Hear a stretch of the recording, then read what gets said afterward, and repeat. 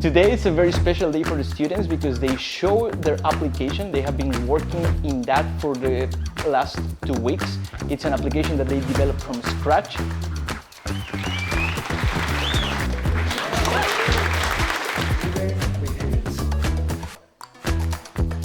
How can I solve this issue?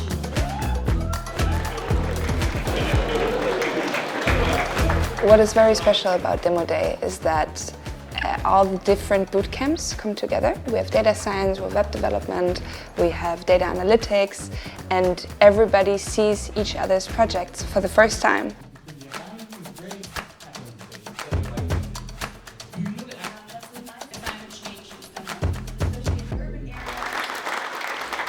For me, the best part of the bootcamp was for sure the people. It's such a good crowd, everybody's motivated, different backgrounds, and everybody's just happy to be here every day. I can't believe it's flown by so fast, but it's been a good experience. The bootcamp experience in one word, I would say immersive. Crazy. Exciting. Amazing. Intense. I'm allowed to say stressful. Stressful. It's cheesy to say, but I think it's life-changing.